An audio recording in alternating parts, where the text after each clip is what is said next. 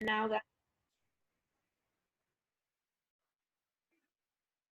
Okay, so number one here, here's a quick log equation.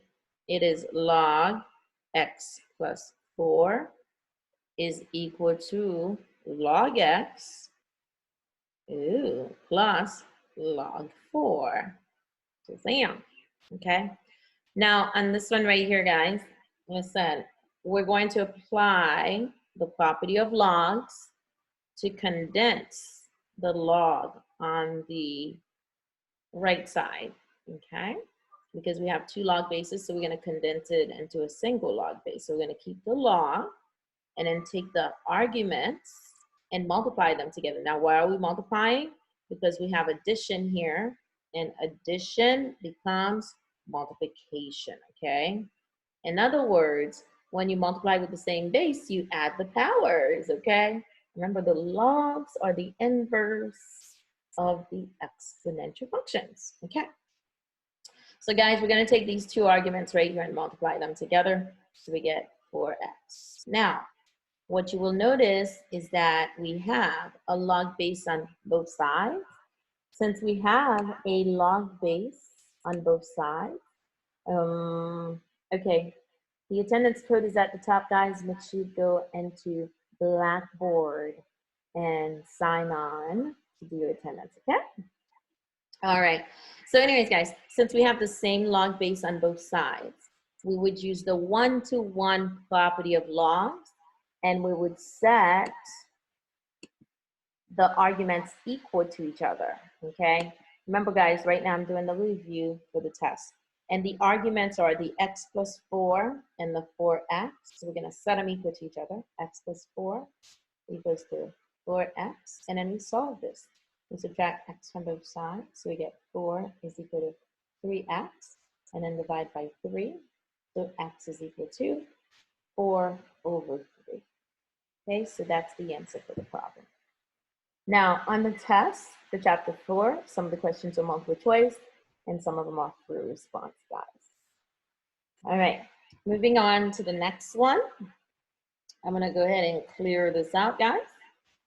Okay, so on this next one right here, I have, let me see here. Ooh, that one is a little bit too complicated, so let me not do one that's too complicated. Okay, here's number 2. This is a review, guys. It's going to help you both on the exam as well as on test number 4. So we're killing two birds with one stone right here. X plus 2 minus log base 4 of, where are my, x minus 1 is equal to 1. All right. So on the left side, since we have two log bases, we're going to take this and condense it into a single log base 4.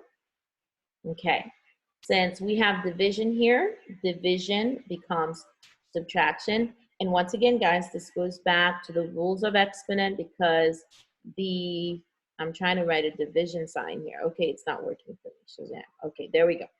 Subtraction becomes division. Now, this goes back to the rules of exponents because, remember, the logs represent the inverse of the exponential functions. So guys, with the exponents, the rule of exponents, it says when you divide with the same base, keep the base, subtract the powers. So here we have the difference of two logs. We can condense it by dividing the two arguments together. These are the arguments, so we're going to divide them together. So we just condense the left side into a single log. Now, we're going to rewrite this in exponential form. The 4 is the base. This represents the answer. And this represents the power. So base, answer, power. So when we rewrite this, guys, as an exponential equation, it's going to be the answer, x plus 2 over x minus 1 is equal to the base, which is 4, raised to the first power. So now we have our equation. So we can go ahead and solve it. X plus 2 over x minus 1 equals to 4. Obviously, this is a nice little proportion. Just going to cross multiply it. and solve. So we get x plus 2 is equal to 4x, that's a 4, guys, minus 4, and then finish it. Subtract x on both sides. So you get 2 equals to 3x minus 4. I'm running out of room here, so I'm going to add 4 to both sides. And when I add 4 to both sides, I'm just going to go on the side over here. So I get 6 is equal to 3x. And I'm going to divide both sides by 3. So I get x is equal to 2.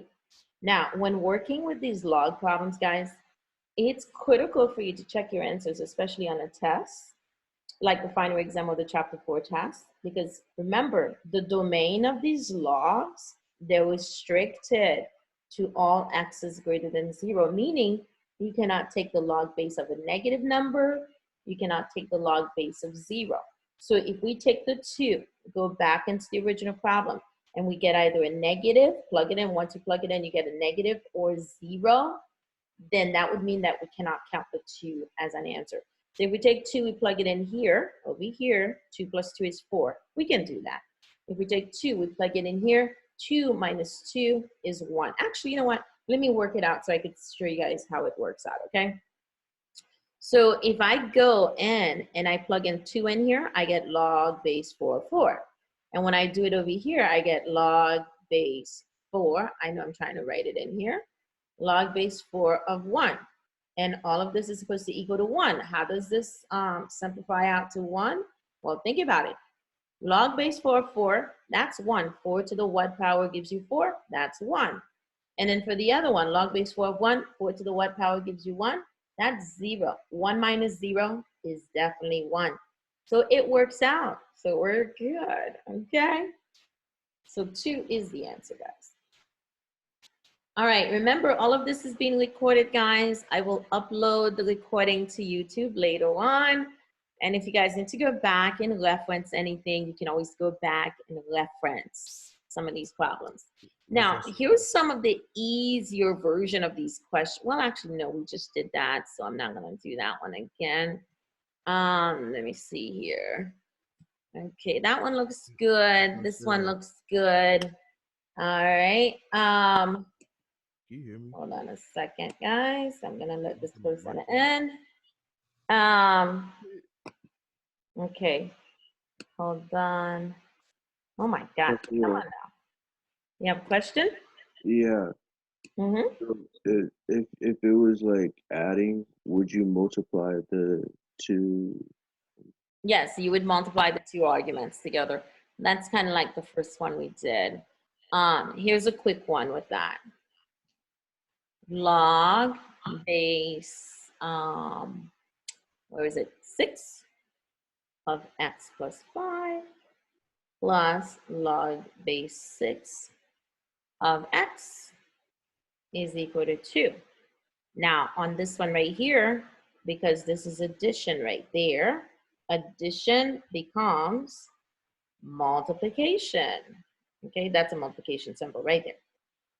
All right, so when you condense the left side, it's going to become log base 6 of x plus 5 times x equals to 2. Now, you've got your base. All of this represents your answer. That's the power. You know, BAP, that's the acronym we use. Base, answer, power. So we're going to convert this.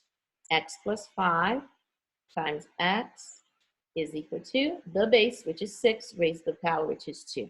So we convert this to an exponential equation, okay? Now, we're going to solve it. So distribute the x, so you get x squared plus 5x. 6 squared is 36. Take the 36, move it over, because this is the quadratic. So you want to set it equal to 0.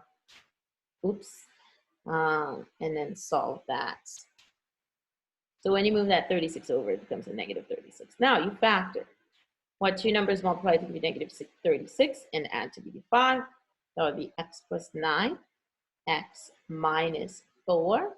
Now, when you solve this, you get x equals to 9, x equals to positive 4. However, guys, go back and check your work to see if this makes sense within the context of the problem. That's supposed to be a negative 9. Okay, here's an easy way to check this, guys. If we take this negative 9, Go back over here and plug it in. It's going to give us log base 6 of -9. You cannot take the log base of a negative value. That's impossible, okay? Because the domain of these logs represents all x's greater than 0, which means you must have the log base of a positive value. No negatives, no 0. So because this one makes the problem false, we cannot count it as a solution. So the only one that would work is the 4. So on my math lab, on the test, on the exam, the only answer you would choose is the 4.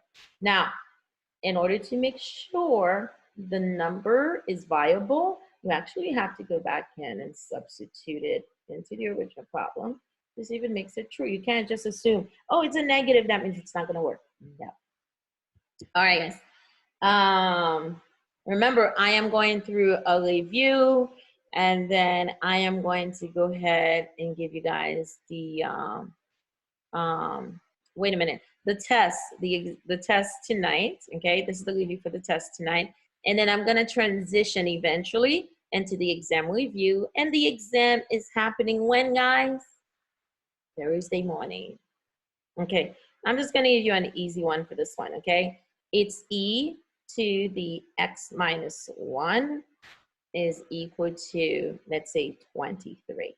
Now, for these problems right here, when you have the variable and the exponent and you need to solve it, you have to use natural log or log to solve it. Of course, the first step is to isolate the exponential term, and it's already isolated. So now you move on and take the natural log of both sides. Take the natural log of both sides. Now, one of the rules of exponents says, one of the rules of the log says, the exponents become the coefficients of the logs. So I could take this and rewrite it as x minus 1, okay, times natural log e. Now, here's a little known fact. Natural log e, that was one of the properties we looked at last week, is always equal to 1. You can even type that into your calculator. Natural log e, the natural log, the log is on your calculators. So since it equals to 1, this cancels out, leaving you with x minus 1 equals to natural log 23. Now, the natural log 23, guys, be careful. And the reason why I'm putting this in parentheses is because to solve for x, I have to add 1 to both sides. So I get x equals to natural log 23 plus 1. Don't add that 1 with the 23, people. Do not add the 1 with the 23. If you add the 1 with the 23, that would be completely wrong. Okay, I hope you guys are taking good notes, but you will have the video later on to watch. Okay. So now, guys, if they wanted the answer in terms of the natural log, this would be your answer. You'd be done. But sometimes they want a decimal approximation. If they want a decimal approximation, you got to go into your calculator and throw this into your calculator. You guys try typing it into your calculator and see if you get the correct answer for it. I finally got a calculator. It's basic, but it will do the job, guys, okay? So natural log, look for your natural log on your calculator, guys. 23, make sure you close the parentheses, and then plus 1. So for me, I'm getting 4.14. Okay, that's a decimal approximation.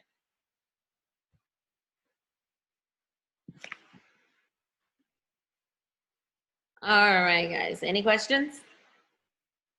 Okay, so since the test for chapter 4 has quite a few word problems, I'm about to transition into the word problems now, okay? Remember, guys, I am reviewing for the, let me see here, it's 9:28, okay. I'm reviewing for the final as well as the test, okay? Right now I'm going through the review for the test.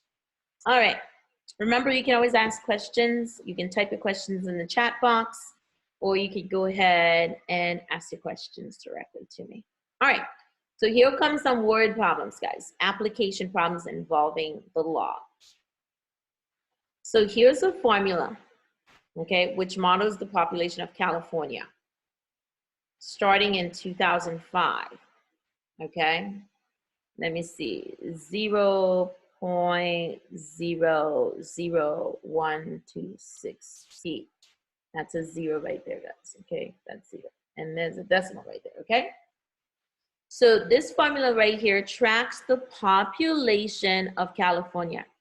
A, okay, so A represents the total population, in millions T years after 2005. Okay, remember this is after 2005. So part A, it says, what is the population of California in 2009? What is the population in 2005, that is, okay?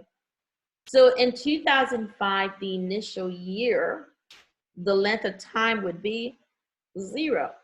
So you would take the 0 and plug it in for T. T stands for time, times e to the 0.00126 times 0. Okay, so anything times 0 is 0, okay? And then anything raised to the 0 power gives you 1.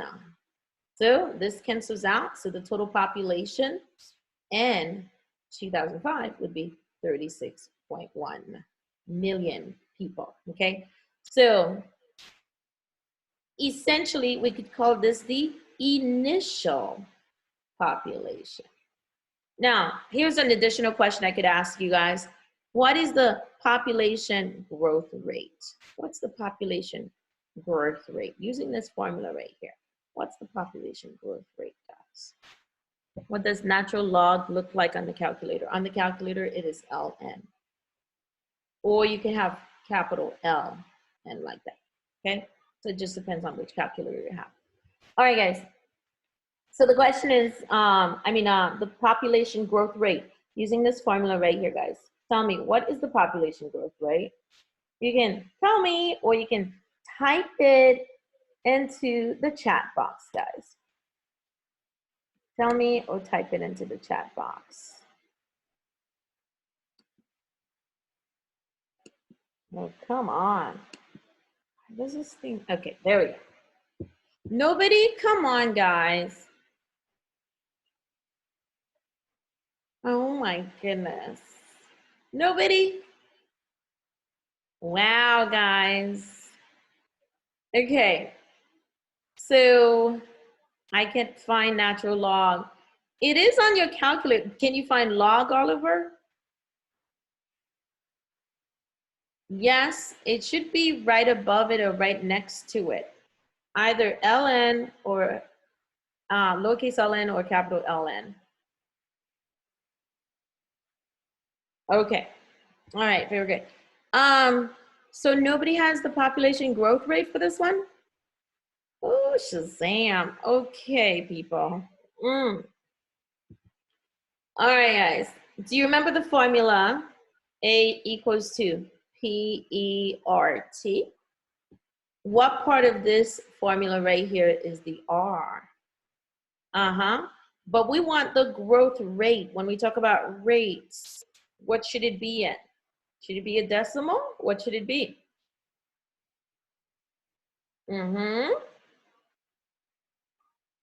It should be in percent form. So this is the decimal right here.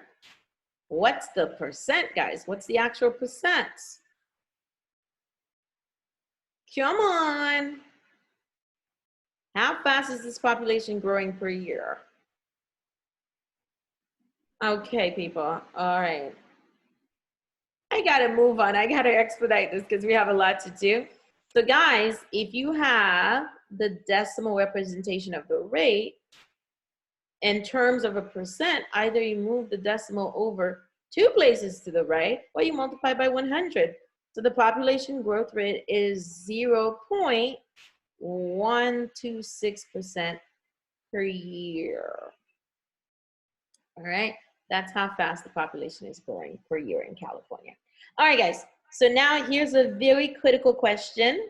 This is the type of question you will see on the test.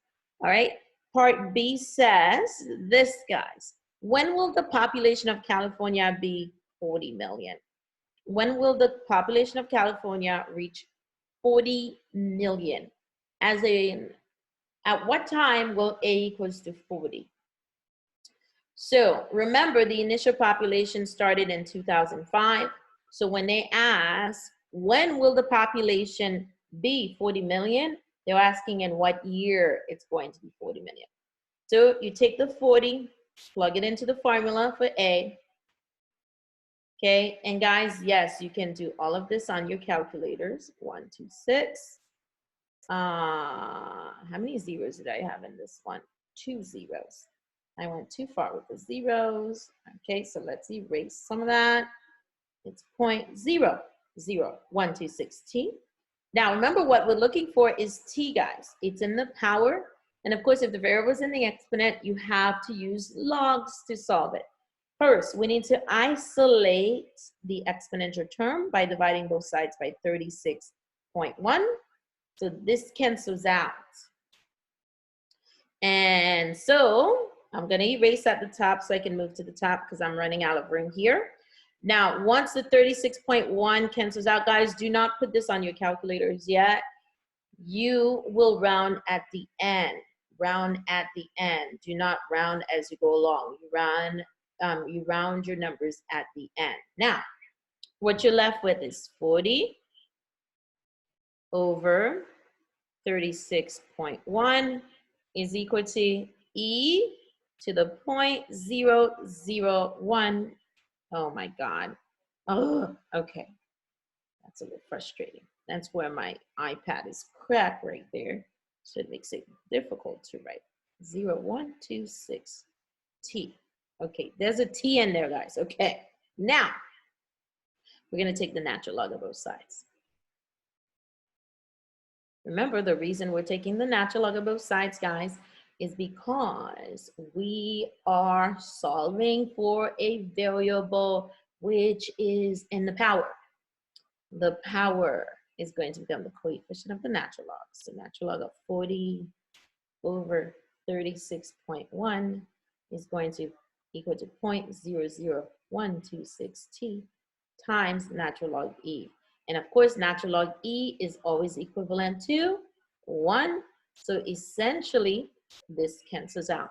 So to figure out the length of time, guys, we're going to divide both sides by 0.00126. 0.00126. Grab your little calculators and plug this into the calculator so we can figure out how long it's going to take. I have to go take my philosophy test, Ms. Oscar. Okay, why are you taking your philosophy test during my class, Elizabeth? What?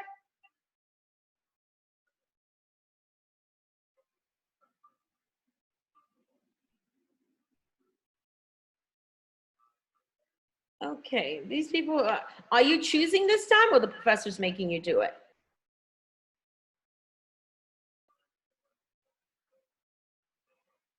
What the heck? They're not supposed to be overlapping time like that. I wouldn't leave just because I felt like it. Yes, Elizabeth. Okay. All right, just make sure you do the test and watch the video later, okay? All right, guys. So did anybody plug it into a calculator? What we get? Natural log of 40 over 36.1 in parentheses, and then you divide it by the 0.00126. All right? So let me go ahead and type it into my calculator. 40 divided by, remember, use the divided by, don't do a fraction, 36.1. And then the answer I get from that, I'm going to divide it by 0.00126. So I end up with, oh, Shazam. Miss Alcira, what happened here? Did I put too many zeros? I think I put too many zeros. 0.00126.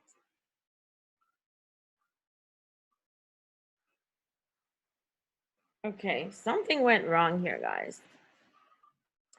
I certainly did. I put too many zeros. It's only 1 0 after the decimal, guys. That's why. Oh, man. And you guys even correct me. I hope you guys are paying attention, okay?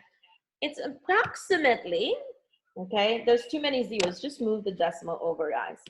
So it's approximately, this is an approximation, 8 years.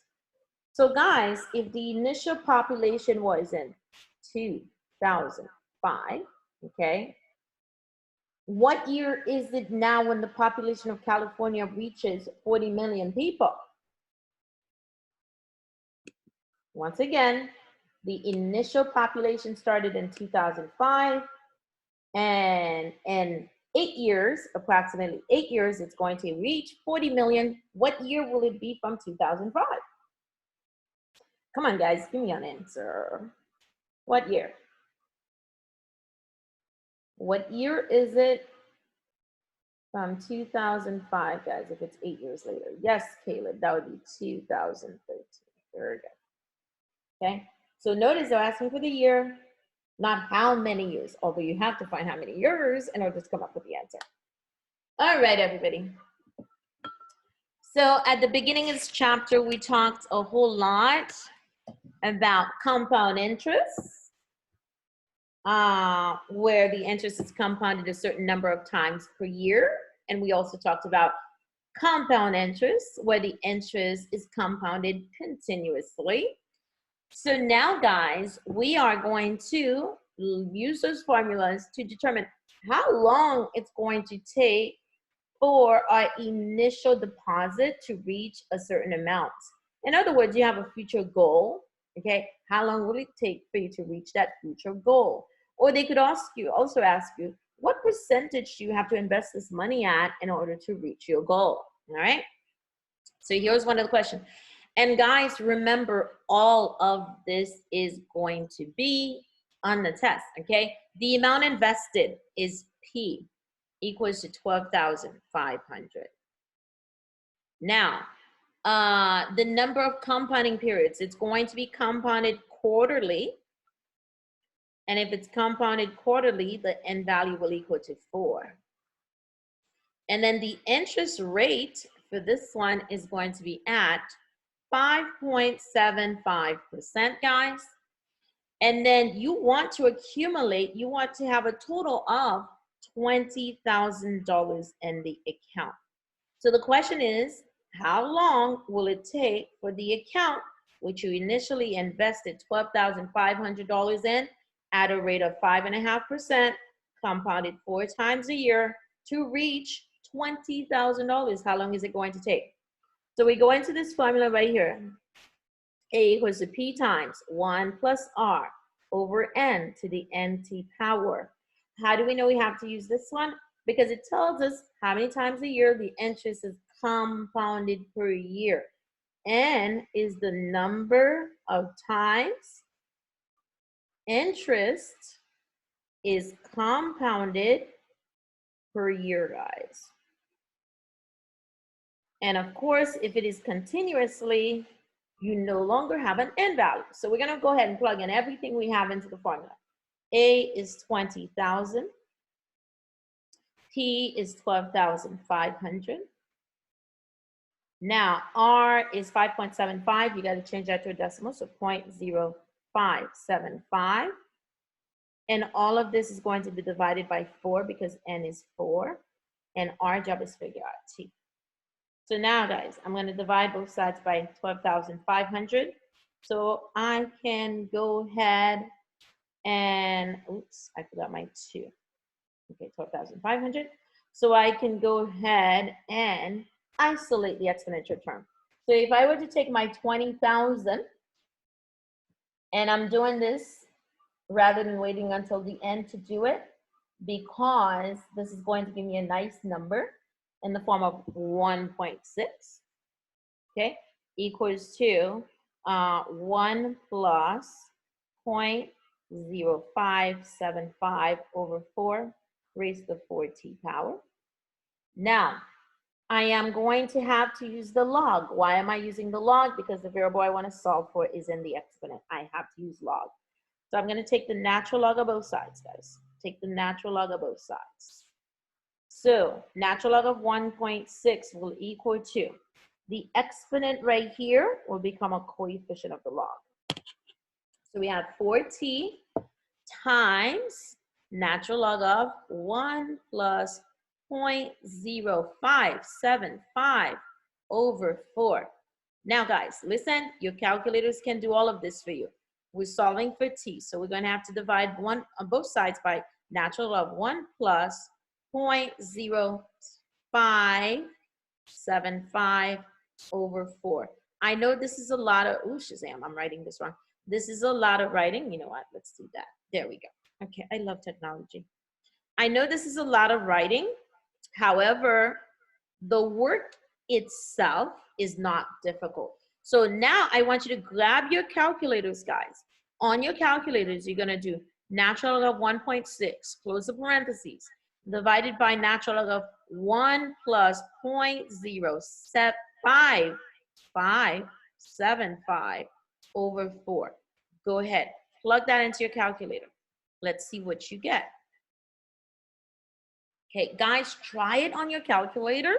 Make sure it works, because on the test, you need to know how to operate your calculator. And some of these questions are going to show up on the final as well as on the test tonight. And of course, some of you need a decent grade on that 4th test so you can replace your lowest test score for the class, guys. All right? So when I do this, guys, I'm going to get 8.41. 8.41. Okay? Now, I'm not done. All of this is equal to 4t. So I'm going to take that 8.41 divided by 4, guys. Divided by 4. And now give me approximately how long it's going to take for my $12,500 to grow to $20,000. And the answer, because I have so much red on the screen here, I'm going to use a different color.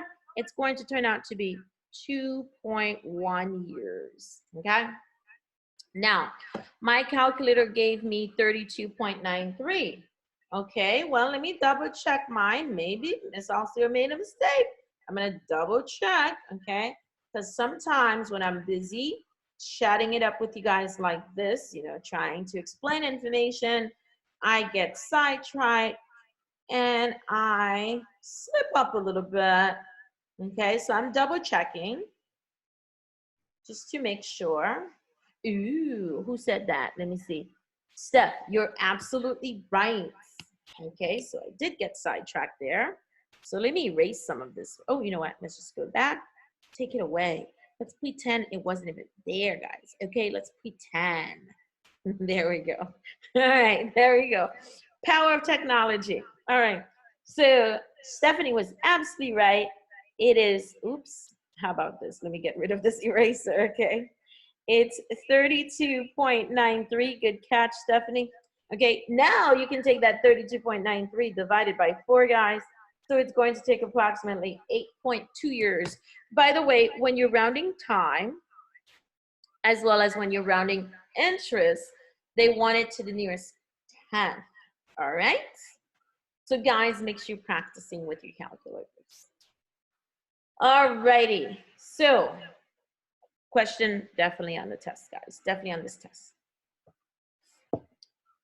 All right, I'm gonna move on to another one. Very similar question, but this time, guys, we're talking about interest compounded continuously.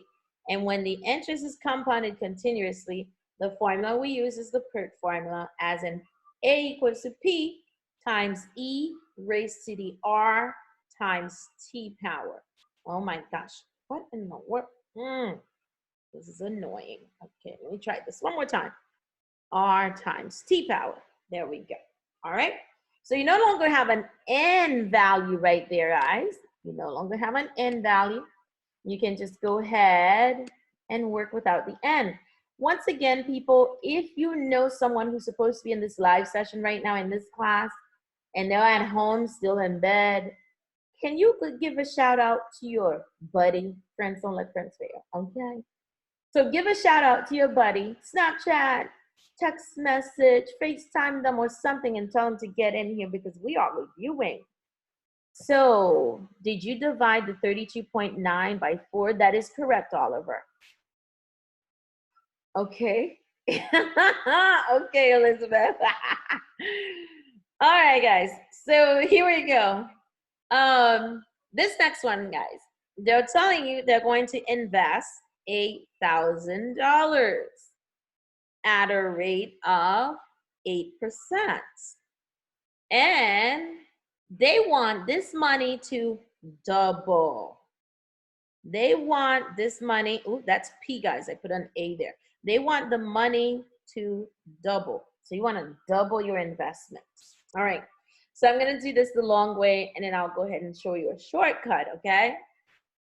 So the question is, how long is it going to take for your money to double? By the way, guys, the rule of 72 on average tells you how long it will take for your money to grow to a certain amount, okay? And the rule of 72 is basically this. You take 72 divided by the interest rate. How long it will take for your money to double. So in the case of the 8%, if we take 72, we divide it by 8, that's going to give us approximately, I know it's exactly 9, but this is an approximation for how long it's going to take for this money to double, guys. All right. So we're going to go into our little formula. We want to double our initial investment of 8,000. So when we double it, it's going to go to 16,000. We start out with 8,000. We're going to raise that to the 0.08 times t power. And of course, t is in the power. We're looking to solve for t, so we're going to have to use logs to solve it. First, we have to isolate the exponential term, and the exponential term here is e. So guys, look at the magic that happens here. You get 2 is equal to e to the 0.08t. So essentially, okay, I'm pausing here because I need to make a point. If money is doubling, all you do is take the 2, set it equal to e to whatever rate times time. What if it was tripling? If it was tripling, you would do the same thing. Rather than having a 2, you'd have a 3 equals to e to the whatever rate times time, okay? So you really don't have to have the amounts in order to solve a doubling problem, guys. You don't have to have the amounts there. All right, so now let's solve it, guys. We're going to go ahead and take the natural log of both sides. So we take the natural log of 2, natural log of e to the 0.08t. And of course, this is an exponent, which will become a coefficient of the log. So again, natural log t is equal to 0.08t times natural log e. And so now you guys should be comfortable with the fact that natural log e is just 1, so it cancels out. So on your calculators, guys, to figure out how long it's going to take for your money to double, you take your calculator and you do this division right there. Natural log 2, make sure you close the parentheses, divided by 0.08. That will tell you how long it will take for your money to double. Natural log 2 divided by 0.08. What you guys getting?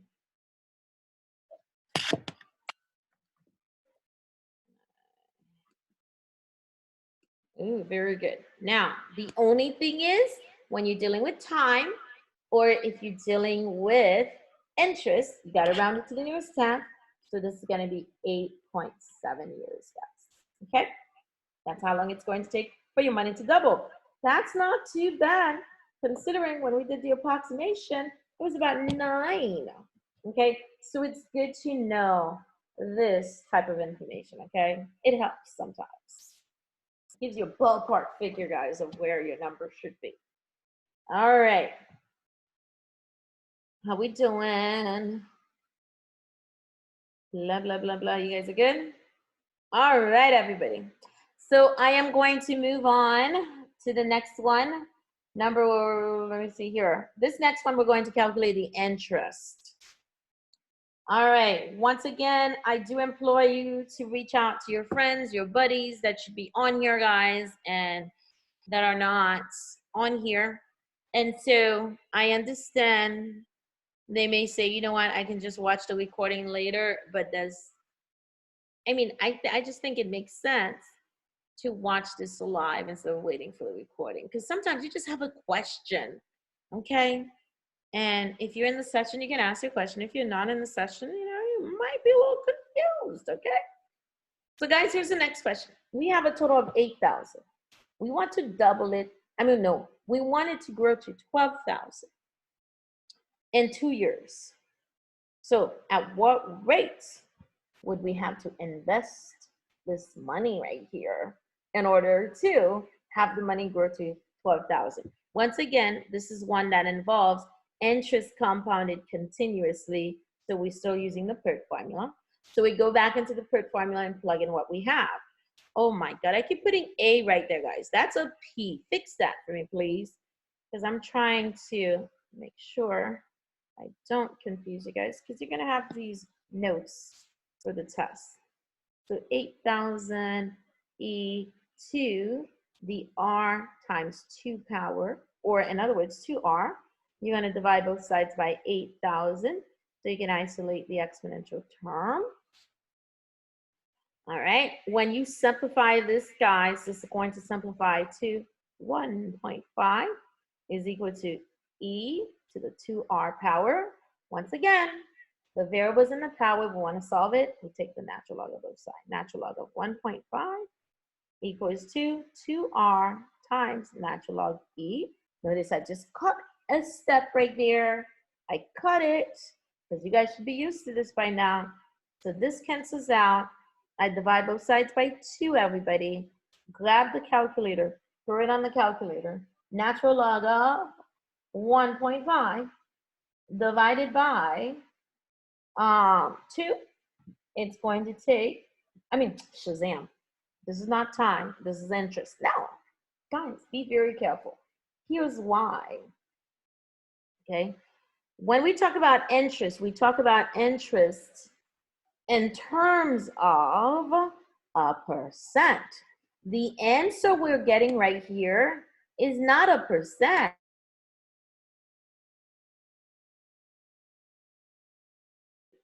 Okay, there we go. It is not a percent, rather it is a decimal. So now your next step is to convert this to a percent, because rate needs to be in the form of a percent. How do we convert it to a percent? Move the decimal 2 places to the right, or times it by 100, guys.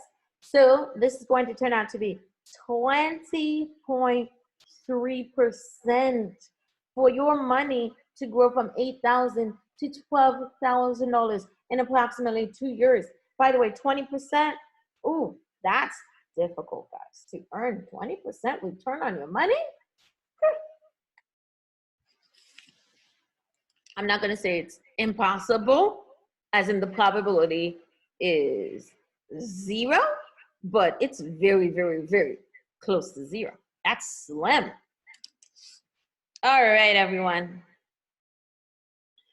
So I am going to do one more little word problem, and this one is going to appear on the test as well as on the final exam, everybody. So pay careful attention as we go through this. I'm going to read the question to you. And then, let me see here. I am going to go ahead and start reviewing for the exam. By the way, the review for the final exam is in my math lab. It's located at the top, guys. Can you do another problem where you find the next year? Okay, I'm not quite sure, Ella. What do you mean find it next year?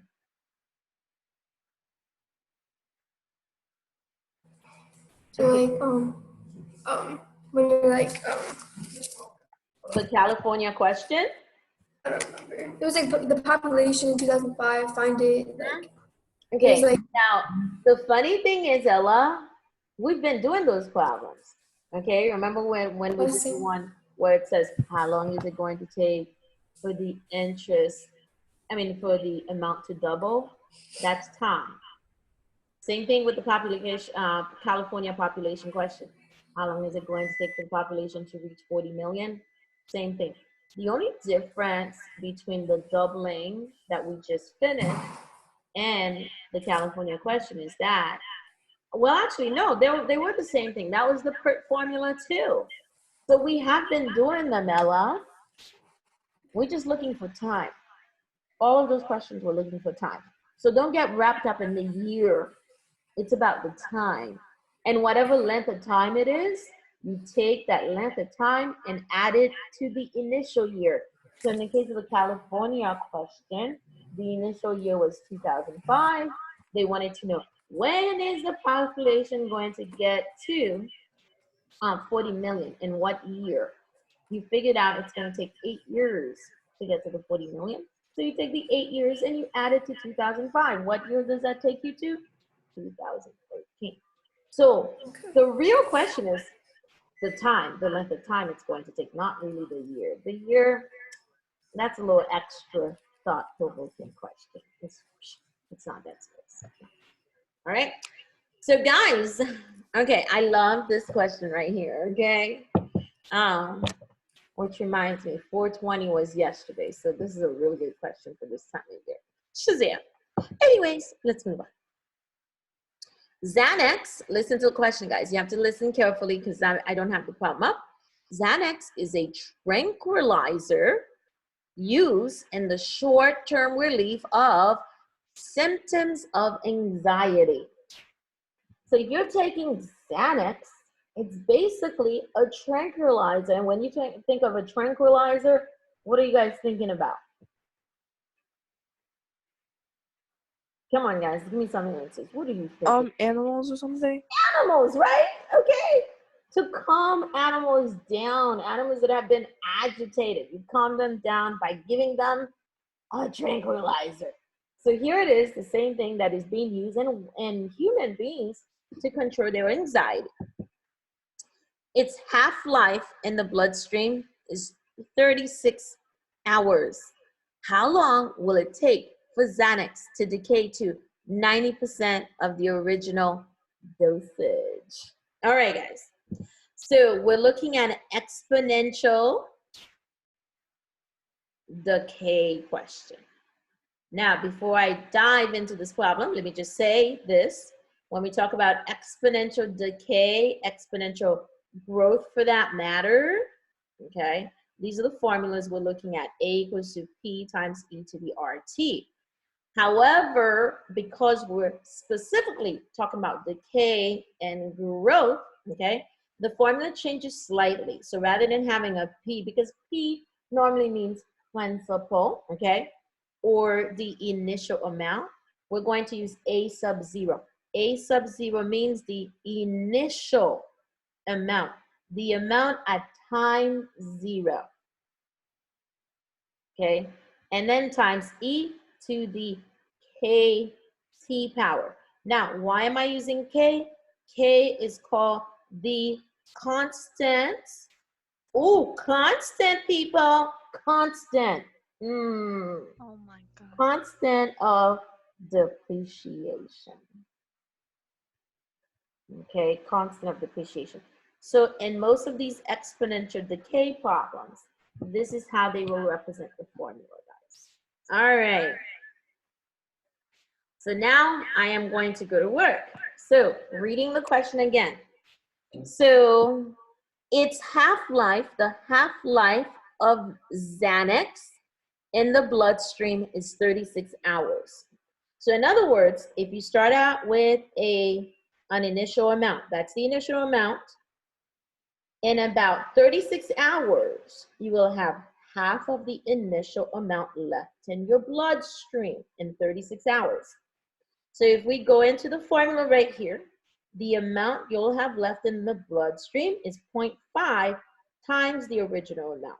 We don't know exactly what the original amount is, so we leave it as A sub 0.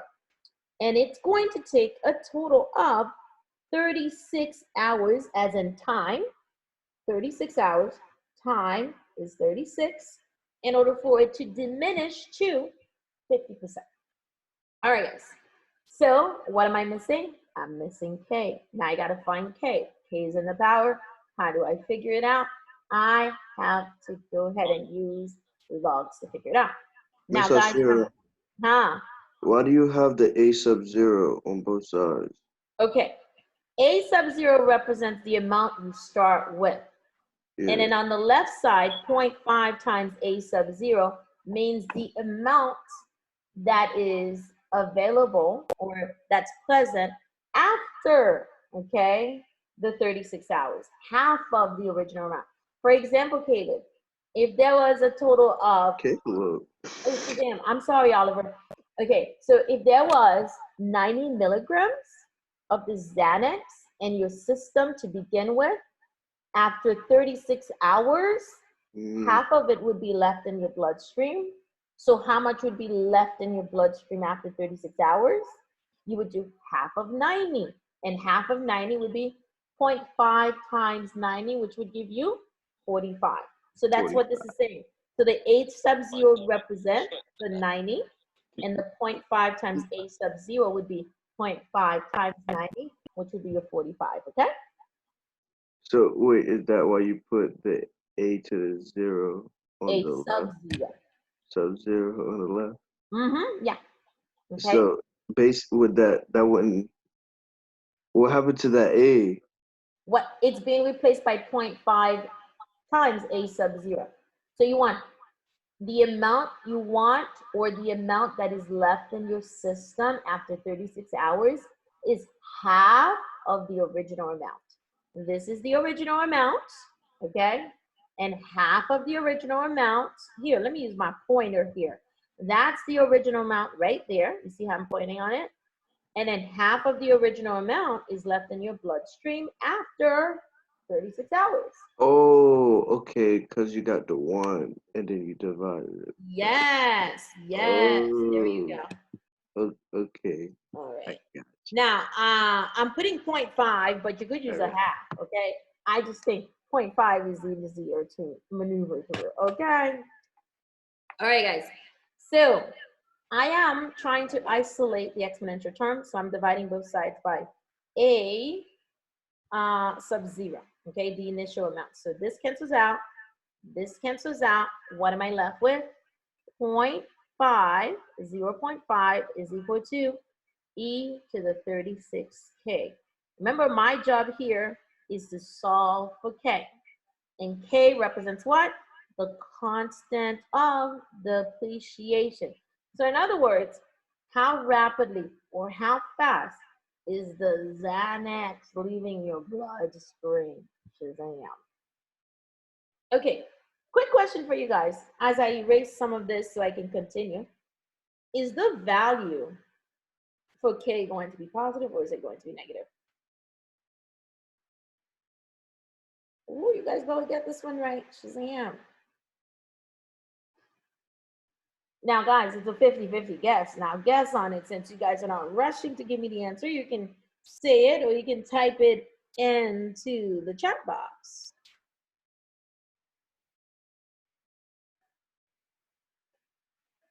All right, Megan. Thank you, Megan. Yes, it is going to be a negative because it is depreciating.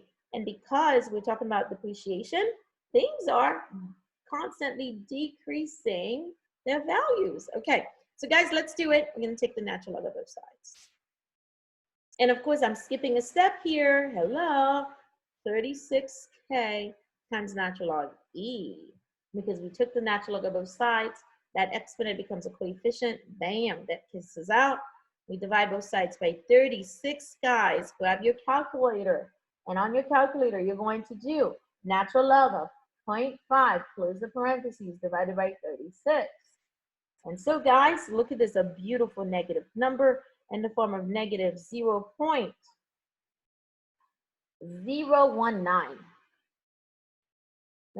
Should I take it there? Yeah. Okay, we want it to be accurate, so I'm just going to take it to 3 decimal places. Okay, guys? 019. Now, guys, this is a decimal. What if they were asking you for the actual rate? What would the rate be? As in, how quickly is this Xanax leaving your bloodstream? Come on, guys, stand out. Give me the answer. What's the rate? Remember, the rate is a percent. This is not a percent. This is just a decimal. So what's the rate? Yes, negative 1.9%. That is how quickly the Xanax is leaving your bloodstream. It is leaving your bloodstream at a rate of negative 1.9% every hour, guys. Quick question for you guys. Will it ever completely leave your bloodstream? As in there will be no trace of it left. Ooh, somebody said yes.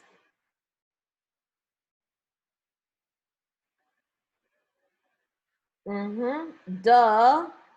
Caleb, you're saying duh as in you agree with the yes? Now remember, these are half-life questions, guys.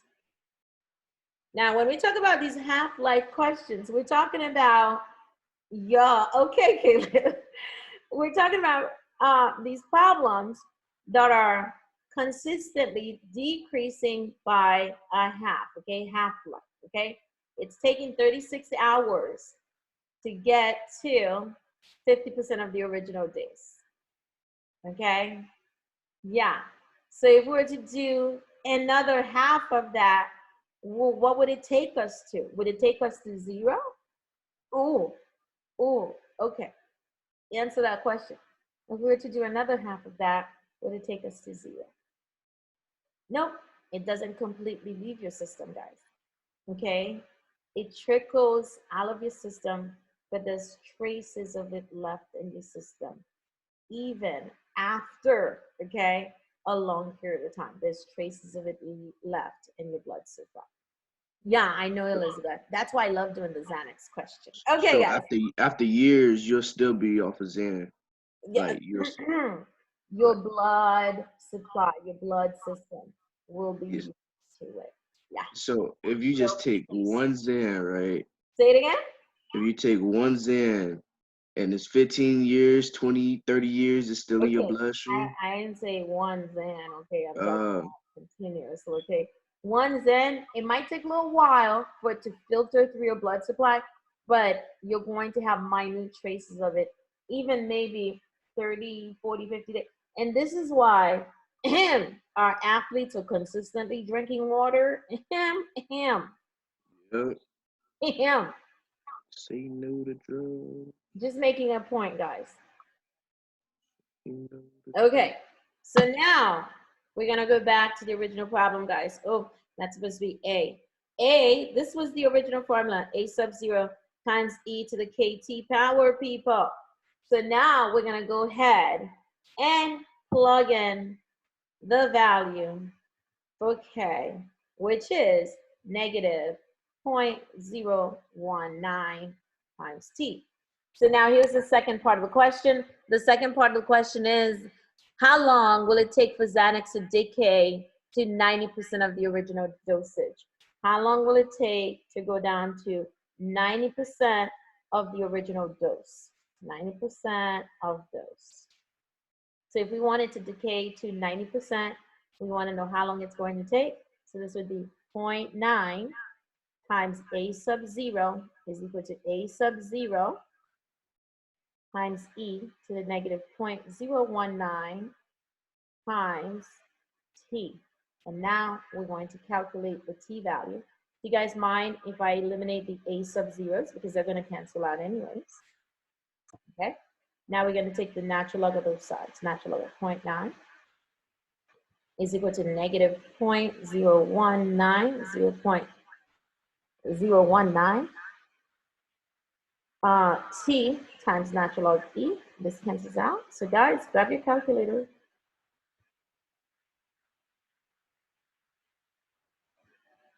And then divide for me.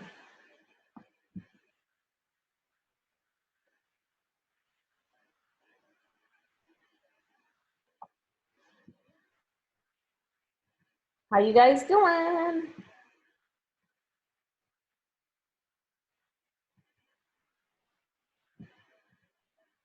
How you guys doing? Make sure you put that negative in there, guys.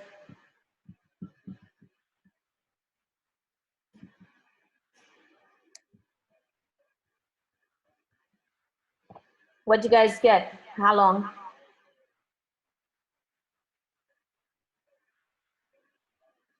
How long will it take for Xanax to decay to 90% of the original dosage? Yep, 5.5 hours.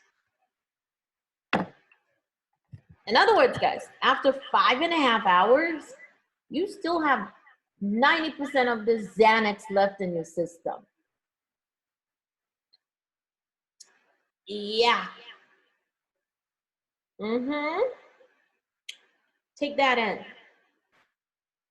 After 5.5 hours, there's still 90% of this drug left in your body. And these half-life questions, guys, you cannot just get rid of them. There's always minute traces left over.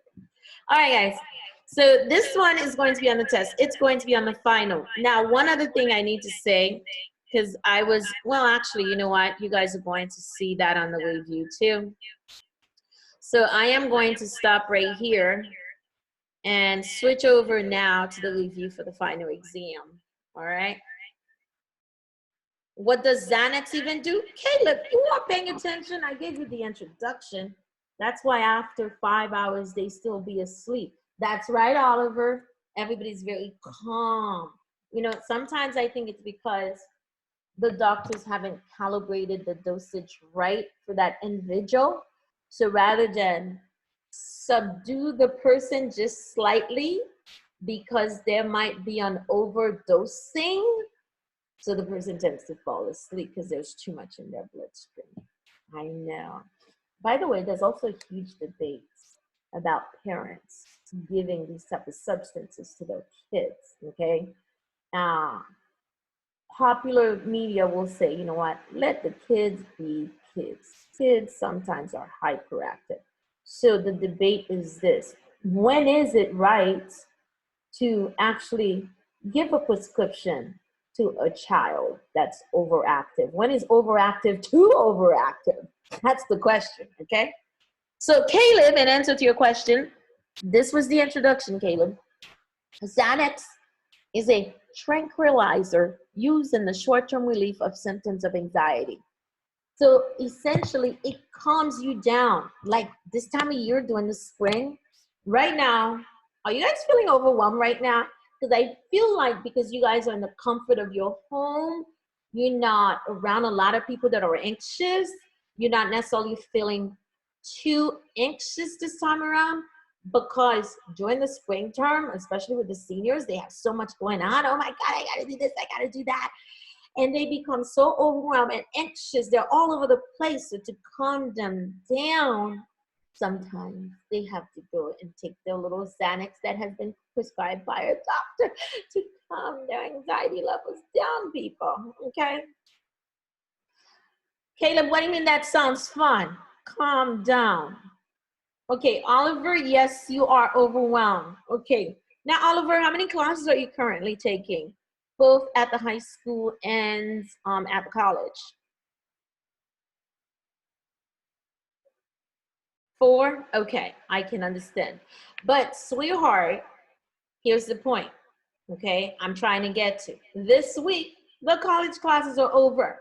Like on Thursday, you take my final exam. That's it. And then you can relax, you can go back to sleep. You don't have to wake up early in the morning to come to my Zoom sessions. Like on Thursday, you're gonna have to come to the Zoom session to take your final exam, people, okay? Isn't there a problem with doctors misdiagnosing ADHD for young kids because of the hyper? Exactly, that's what the problem is, okay? It feels like, I completely understand, Oliver. And a lot of seniors experience that. Listen, just do your best. Remember, when you get those degrees, okay, those degrees will not have any mention of what grade you got in these classes. All it will have is your name, and then Oliver got a bachelor's degree. Oliver got an associate's degree. That's it, okay? So this is all about passing these classes. Who cares if you gotta be on it? Now let's move on, people. Okay. All right. Hopefully that made you feel better. Let me see. That was a motivational speech, right? Wrapped up in there somewhere. Okay. You need some sleep. Oliver! Okay. Listen, once I'm done with the session right here, you can go right back to sleep, all right? So, guys, now I am going to move into the actual review for the exam. What I am going to try to do is, let me see here. I am going to first project the review for you guys. Hold up a second. By the way, the attendance code is 5892. If you haven't already done your attendance, 5892. You need to go ahead and go to Blackboard and do your attendance, guys. Miss Asir, if we did all our attendance on Canvas, does it still not count for that? What? I don't understand. I did all the attendance on Canvas, so For this class, I only do the attendance on Blackboard. That was one of the requirements of this class because it's a college class, Rupai. I understand you do it for the high school on Canvas, but for this particular class, it's Blackboard. oh, I didn't know that. So I just been doing the attendance only on Canvas. That's why I sent out all the emails. Guys, Dang. this time of year, I get emails. Oh my God, check So them. I didn't get no attendance then, Miss Asir. Yeah, I kind of figured that much, Sugar Plum. That's crazy. So what I do? Right now, you don't need to worry about it. Right now, it's all about finishing up the class, okay? Don't worry about it. That's one less thing you have to stress about, okay? So, guys, let me see what I'm going to do here to project this page. All right. Hold on. Let me see if I can get, okay, I'm going to stop sharing here. And then I am going to go over here. And I'm going to share a screen with you guys. Where is it? Shazam. Well, okay, don't fail me now.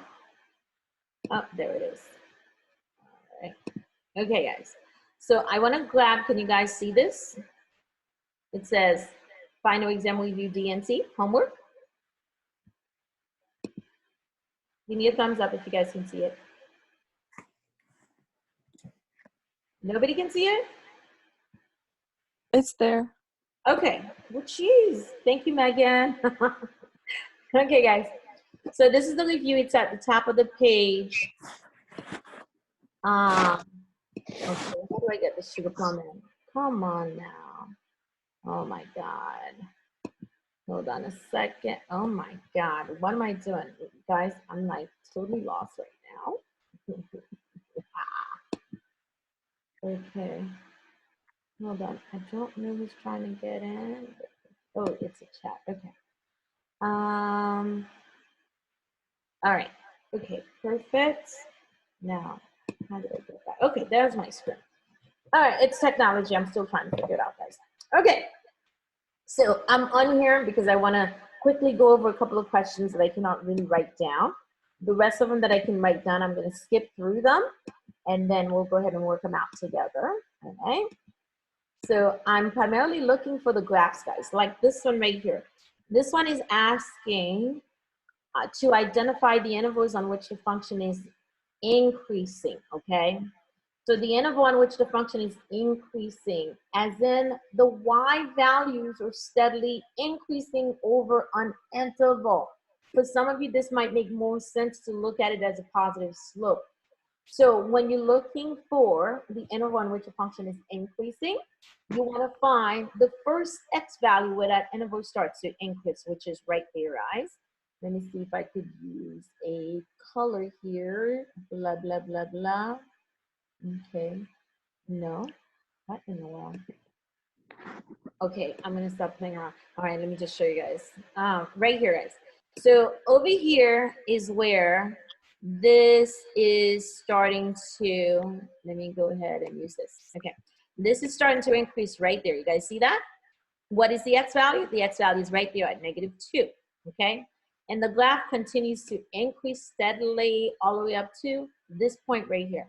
When it gets to this point, what is the x value? The x value is down here at +2. So it starts increasing at -2 right there, and it continues to increase until +2, up to +2. So the interval would be from -2 to +2, and you never include the endpoints. Now listen, everybody will have a different question on the exam. So somebody else's question may be, okay, over what interval is this function decreasing, okay? Now, if it's the decreasing part starts right here. What is the x value right there? -3 on the x-axis, okay? And it continues to decrease over time until about this point right here. At this point, what is the x value? It's right up here at -2. So basically, the graph is decreasing from -3 to -2, and you want to use parentheses. Do not use brackets, people. All right. And then one more question, because there's 4 different versions of the test. So on some of your tests, it will ask, over what interval is this function constant? As in, the function is basically a straight line. There's one interval right there, and here's the other interval right there, guys. So for this one, you need to be super careful. Why? Because there are 2 intervals. So over here, on the left side over here, it starts increasing over here. Now, even though it doesn't seem like it's continuous, it is continuous. So it starts increasing from -infinity. I'm not increasing, constant. It starts being constant from -infinity all the way up to here. Up to where? -3. All right, guys? And then it also is constant starting right here at this point. At this point, what is the x value? Ooh, Shazam. Oh my God. Okay, +2. And it continues to be constant all the way up to +infinity. So guys, be very careful.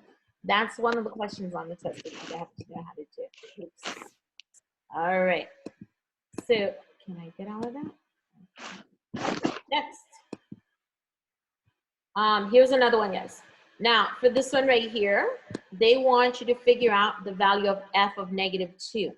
In other words, when x is -2, what is the value of the function? So you go on the graph, you find where x is -2, right there, guys. And then you want to move until you hit the graph. When you hit the graph, you're right there. What is the y value right here at this point? The y value at that point seems like it's in between 3 and 4. So right about which numbers are in between 3 and 4 over here? The 3.6. That's an easy question on the exam, guys. Okay, let me see if we have any more graphing questions. By the way, guys, the test is 30 multiple choice questions. It is right here on my math lab. And you're going to have to do some work and submit your scratch work to me. All right, you'll have 90 minutes to complete it. You have to log on to Zoom at 9 a.m. in the morning on Thursday morning. Once you log on, I will go ahead and release the password so you can access the exam, okay? So guys, let's look at this one right here. Find the vertical asymptote, okay? Now for this one right here, you have to look at the denominator to determine the vertical asymptote. The vertical asymptote is that vertical line that a function approaches and tries to get to but will never get to because the function is undefined at that value. So the question is, what is that value that makes the denominator 0? And of course, because it's multiple choice, all you have to do is select which one of these. -2 will make this denominator 0. And that would be letter B, okay? Now, guys, I've seen some version of the test where the problem is something like this. X times, can you guys see this? X minus 2. Well, this is not too bad. I'm doing really good with this writing. Okay, so guys, this one right here, the denominator has 2 factors. So this one is going to have 2 vertical asymptotes. One of them obviously will be x equals to 2. And then of course the other one is going to be x equals to, what's the other one, guys? X equals to what? Tell me, because I'm not seeing the screen. What's the other one? Anybody? Come on, guys. Say it. 0. 0. Very good. Okay, so there's 2. So guys, all of you will 0. have a different question. What were you gonna say, Caleb? Or was that Oliver? I said 0. All right. Now, guys, when you are doing your exam, okay, on Thursday, make sure you find a really quiet spot, okay? Because yesterday I had some people, and tell your family that you're doing your exam, okay? Because last night I parked it on exam over Zoom, and I had so many people just chatting it up with other people doing the exam, and I'm like, what the heck? Okay, you're doing an exam, you can't be chatting it up with people. Okay, hold on. Anything else? Oh yeah, let's do this one. Okay, guys, find the horizontal asymptote. Now, when we talk about the horizontal asymptote, we're talking about a line which a function approaches, a horizontal line which a function approaches, but will never get to, okay? Now, to find the horizontal asymptotes, this was in chapter 3, you have to look at the degree in the numerator as well as the degree in the denominator and compare them, okay? So the degree in the numerator here is 3. The degree in the denominator here is 2.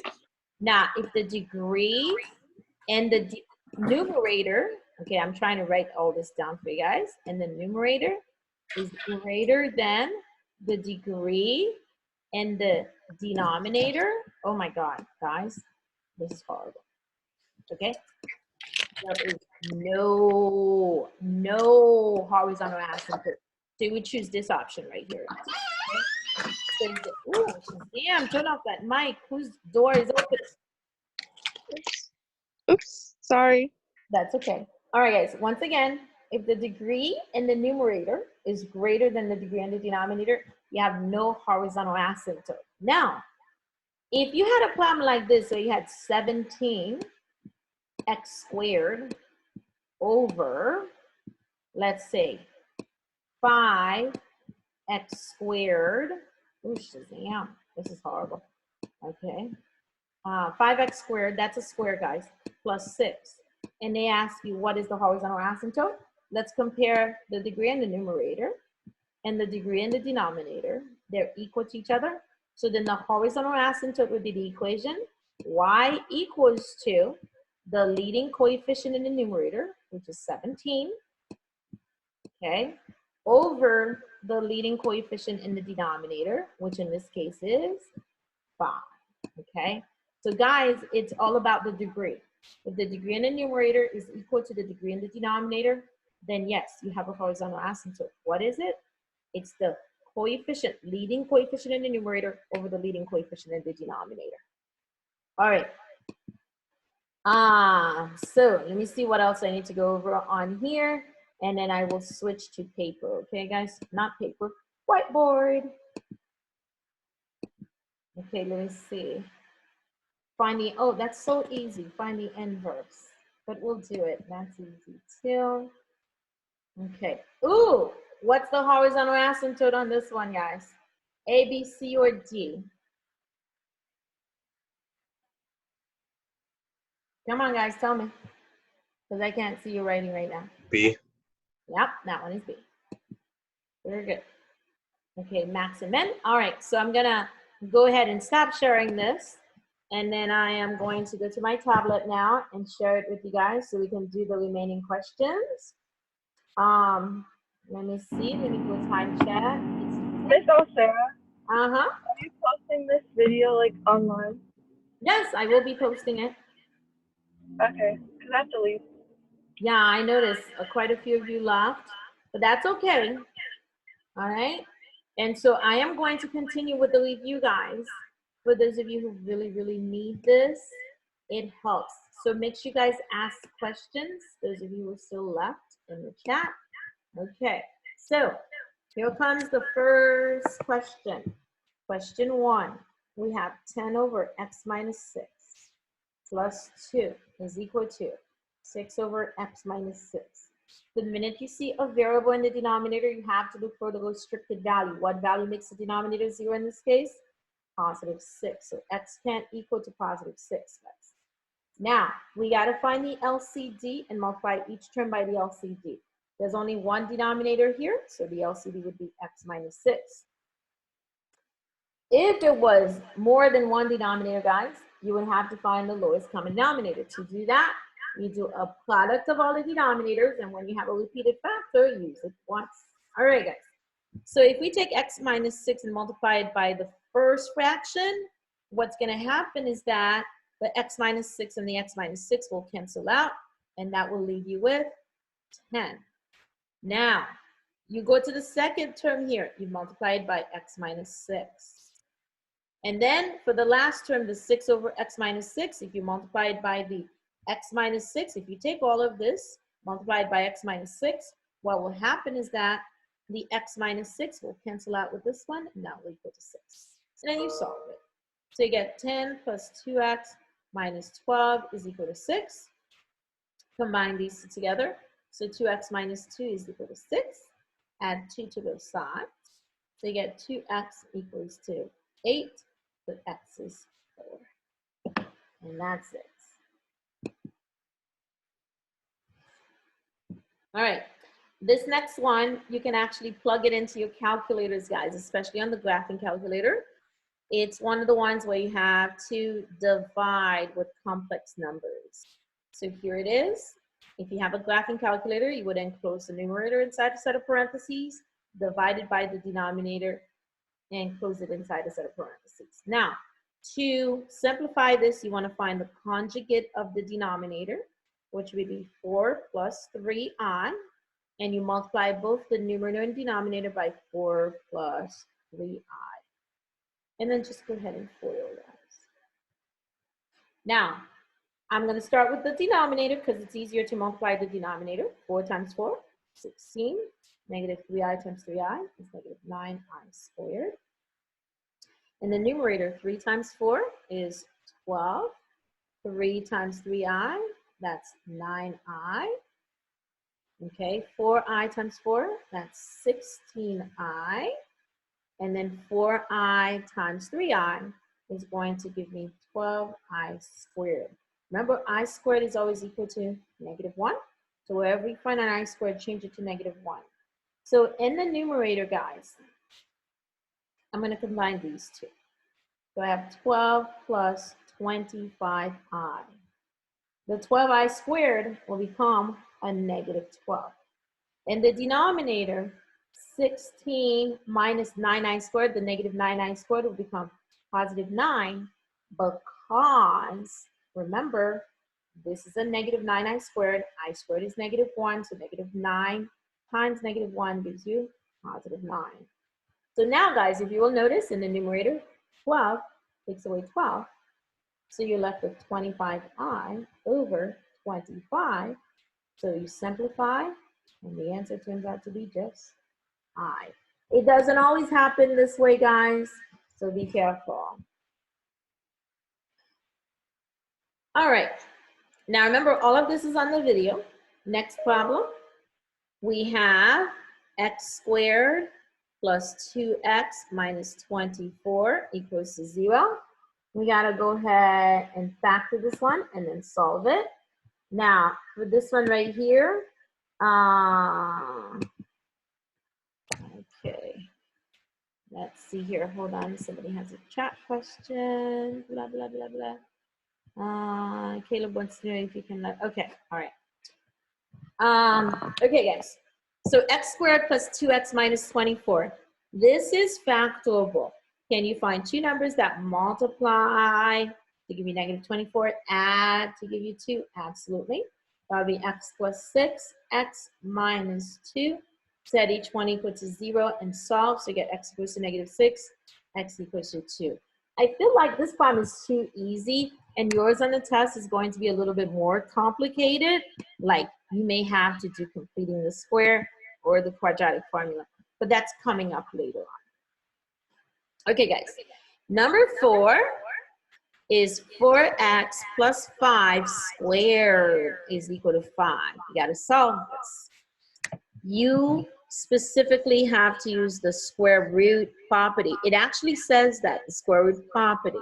In other words, you have to apply the square root at some point. So since the exponential term is already isolated, I'm just going to take the square root of both sides. When I take the square root of both sides, I get 4x plus 5 is equal to, here's the most important part of this, guys. It's going to come out to be a compound solution. Got to remember that. And then we're going to solve for x. So I'm going to move the 5 over. So it's going to become a negative 5 plus or minus the square root of 5. And then divide both sides by 4.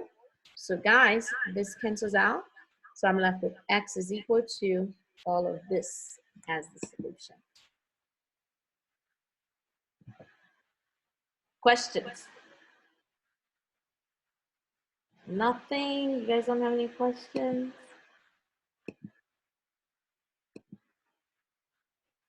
Okay, all right, I'm gonna continue. And of course, some of the questions are going to overlap with the test that you guys are supposed to be finishing up tonight. Now, this next one right here, x squared plus 18x plus 66 equals to 0. This one says to complete the square.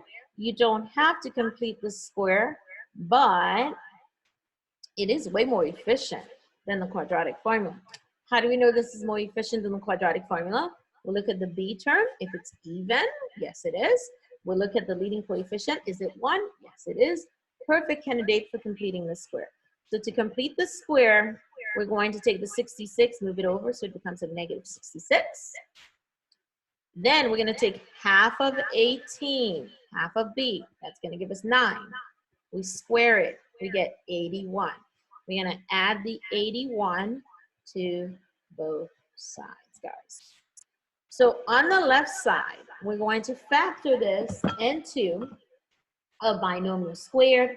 And then on the right side, we're going to subtract. So we get 15 over here. And on the left side, we have x plus 9. How do you get the 9? Take half of 18. Okay? We're just factoring this. What two numbers multiply to give you 81? Add to give you 18.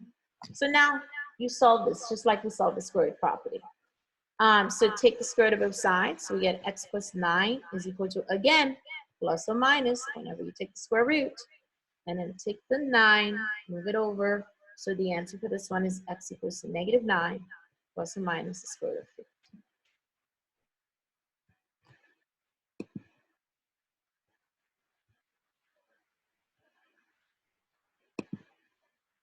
No questions, guys? All right. So next, problem number 6. I've got the square root of 24 plus 24x plus 4 is equal to x plus 6. By the way, this is a radical equation. For the radical equations, if the radical is not isolated, you have to isolate it first. So since it's already isolated, the next step is for me to eliminate the radical by squaring both sides. So this squares out the radical, leaving me with 24x plus 4. So in other words, the power cancels out the root. And then over here, guys, x plus 6 squared is x plus 6 times x plus 6. You got to FOIL this out, multiply it out.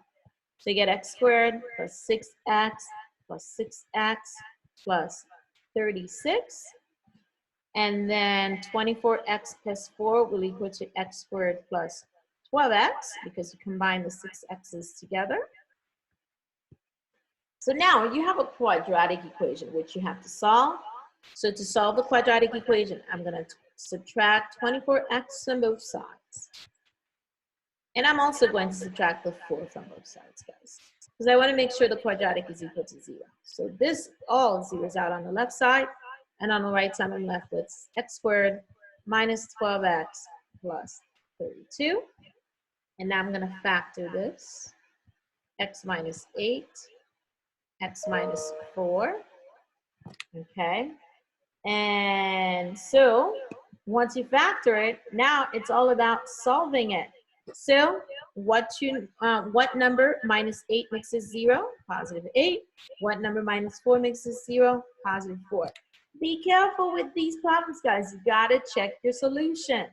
You want the numbers which will make the original problem true. So if we check with the 4, okay, we go back into the problem. We plug in 4. 24 times 4 plus 4, and we take the square root of it. Is that going to give us 10? As in 4 plus 6? Is it going to work out? Okay, let's look. Now, 4 times 24 plus 4 is 100. Yes, the square root of 100 is 10. So this one works out. Now, let's try the 6. X equals to 6. The square root of 24 times 6 plus 4, is that going to equal to 6 plus 6, which is 12?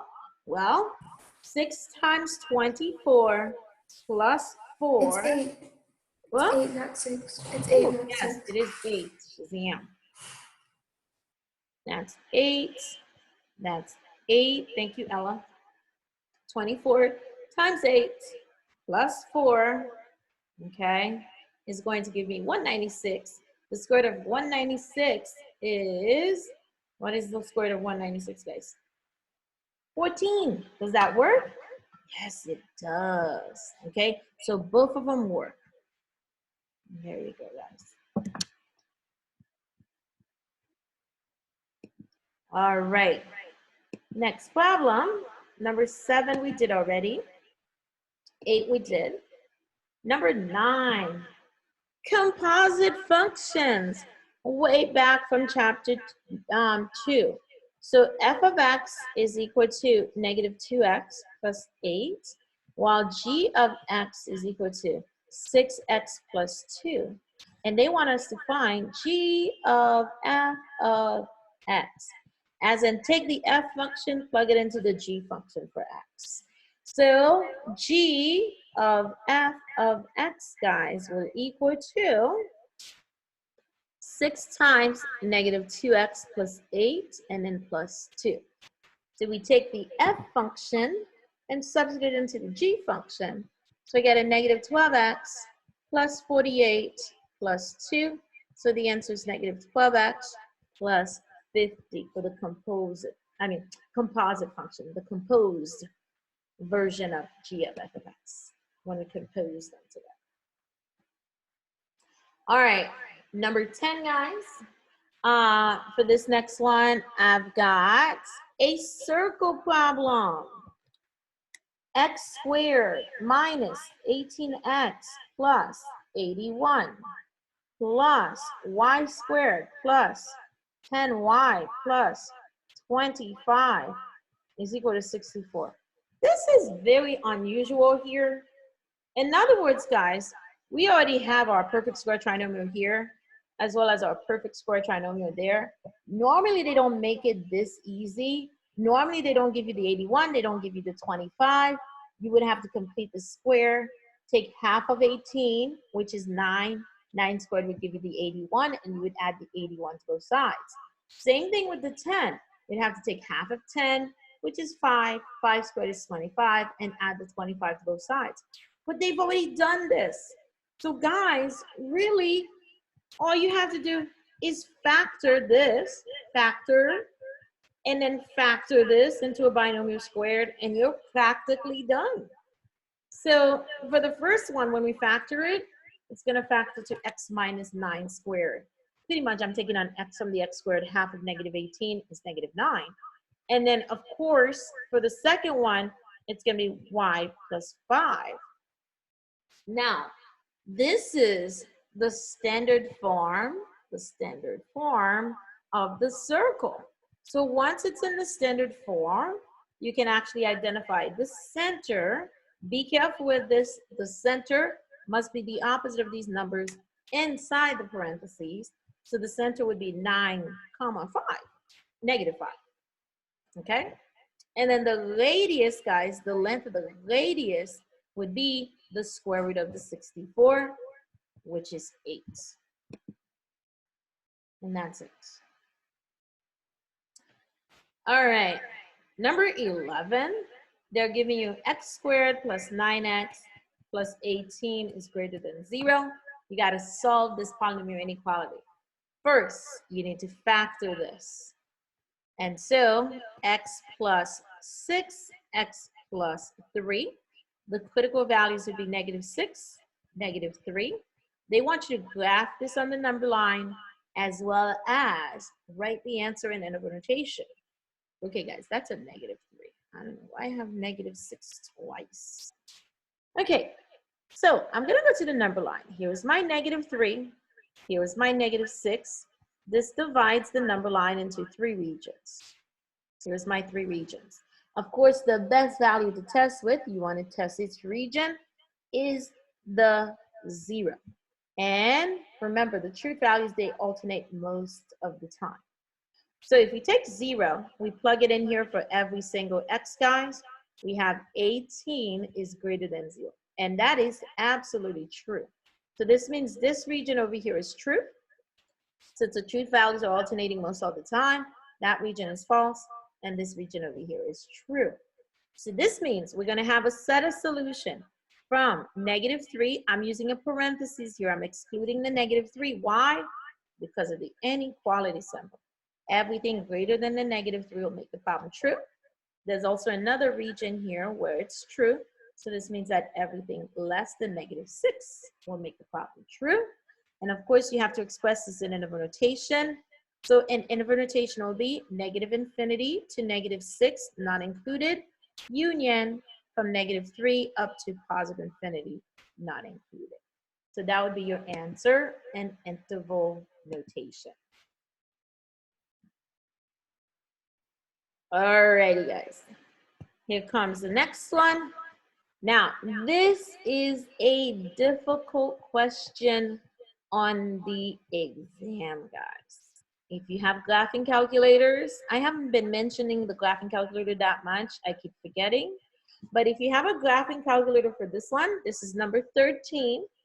I highly recommend you go to the y editing screen, y = 2. Type in the problem. What are we looking for? We're looking for any of the zeros of this polynomial, okay? Wherever the graph intersects the x-axis, that will be a 0 of the polynomial.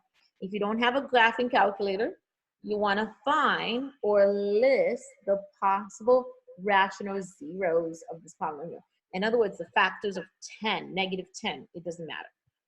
Every single number that would go into 10. Every single number that goes into 10. And then you want to test them one at a time to find at least one of the zeros that makes the polynomial equal out to 0. One of the numbers that makes the polynomial equal out to 0. So I'm going to start off with the 1. If I go into the polynomial, I plug in 1 for every single x. By the way, guys, if you have a graphing calculator, plug it into your graphing calculator to see if you can find the real zeros, okay? Actual zeros of the polynomial, okay? So when I work this out, I get 1 minus 2 plus 9 plus 2 minus 10. Obviously, the -2 and the 2, they cancel out. 1 plus 9 is 10. 10 minus 10 is 0. So the 1 works. I might as well do the -1 too. Now, when I do the -1, -1 to the 4th power minus 2 times -1 cubed plus 9 times -1 squared plus 2 times -1 minus 10. Let's see what happens. This becomes +1. This one is a negative times a negative, which becomes a +2. This one is a -1 squared, which is +1 times 9, so you get +9. 2 times -1 is -2, and then the minus 10. So 1 plus 2 plus 9 is 12, and then 12 minus 2 minus 10 does give you 0. So this one works out too. So there's the 2 exact zeros of this polynomial. Now, you got to find the remaining zeros. How do we know that could potentially be remaining zeros? Because this is a 4th-degree polynomial, guys. What's the max number of solutions we could find? Max of 4 solutions. Right now, we have 2 real solutions. There might still be 2 more solutions out there. So now, guys, this is where it gets a little complicated. We're going to use synthetic division with the zeros that we found in order to take this 4th-degree polynomial down to a 2nd-degree polynomial, and then we go ahead and solve it. This is probably the hardest one on the exam, but it is doable, okay? You guys aren't asking any questions. I'm a little concerned. Nobody has any questions? Shouldn't that be a good thing? That should be a good thing? Yeah, that means that we understand, no? Ooh, I don't know about that, Elizabeth. All right, guys, so here comes the first synthetic division, all right? It doesn't matter which value you use for your first synthetic division. So I'm gonna use the 1. The coefficient of x to the 4th is 1. Coefficient of x cubed is -2. Coefficient of x squared is 9. Coefficient of x is 2, and then the constant term. So now I'm gonna carry out my first synthetic division. Drop 1. Take the 1, multiply it up here. By the way, this was in chapter 3. 1 times 1 is 1. So now I'm going to add -2 plus 1 is -1. -1 times 1 is -1. We add, we get 8. 8 times 1 is 8. We add, we get 10. 10 times 1 is 10. We add, we get 0. We expected this because 1 is a 0. So now, guys, I'm going to go straight into the second synthetic division with the -1. I drop the 1. 1 times -1 is -1. I add, I get -2. -2 times -1 is +2. I add, I get 10. 10 times -1 is -10. I add, I get 0 once again. I knew this was going to happen. So now, guys, what I'm left with is a second degree polynomial. X squared minus 2x plus 10. I'm going to set it equal to 0 and solve it. In solving this one, I can either complete the square, or I can go ahead and do the quadratic formula. It doesn't matter. Is this a good candidate for completing the square? It's perfect, guys, okay? This is even and the leading coefficient is equal to 1. So I am going to take that 10 and move it over so it's going to become a -10. And I'm going to take half of 2. Well, you could do -2. It really doesn't matter. Oh, Shazam. What is this thing telling me? Okay, I just got the strangest message on here. Wait, this is weird. Okay, guys, so this is -1. And then I'm going to take the -1. I square it, so that's going to be +1. So I add the 1 to both sides. So I get x minus 1. I'm factoring the left side, guys. X minus 1 squared is equal to a -9. And then I take the square root of both sides. Guys, I'm taking the square root of a negative. When I take the square root of a negative, I get an imaginary solution. Now, I'm almost done. I'm just trying to find a way to squeeze the final part of this in here. So I'm just going to squeeze it over here on the left side, guys. Okay, so on the left side, I'm going to finish this out. I'm at x minus 1 equals to plus or minus 3i. So the last step is to solve for x. How do we solve for x? Add the 1 to both sides. Move it over. So we get x equals to 1 plus or minus 3i. So what is the outcome of this problem? We have 2 real solutions in the form of 1, -1, and then 2 complex solutions, 1 plus or minus 3i. Guys, the entire test is multiple choice. Remember that. And so if you get stuck, just remember class of elimination. Use this good old-fashioned test-taking tips. Class of elimination, okay? Sometimes you can use guessing and checking, all right? But I need to see work, okay? Because you guys are gonna have to email your work to me.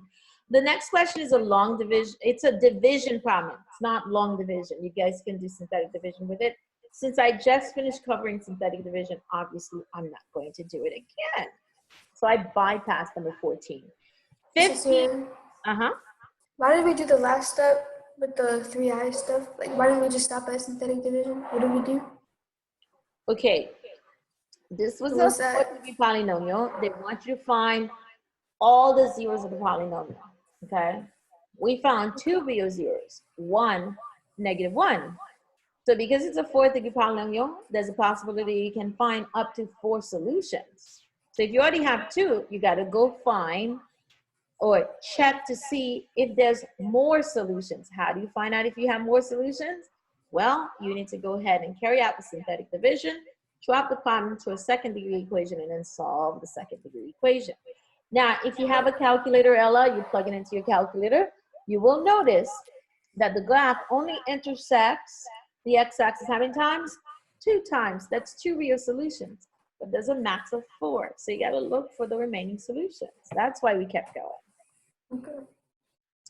All righty, guys. X plus 7. This one we have to solve this polynomial function. We got to find the zeros, find the x-intercepts of this polynomial function. So and then we have to state whether they cross, the graph crosses or touches at each of these zeros. Now, it's beautiful because this one is given in factored form, guys, so you can eyeball it and figure out the zeros. For the first parentheses, what number plus 1 makes it equal to 0? -1. For the second parentheses, what number plus 7 makes it equal to 0? -7. For the third parentheses, what number minus 1 makes it 0? +1. Now, we have to state the multiplicities and determine whether or not the graph is going to cross or touch at a 0. Remember, the multiplicity is the power on the factor that leads to 0.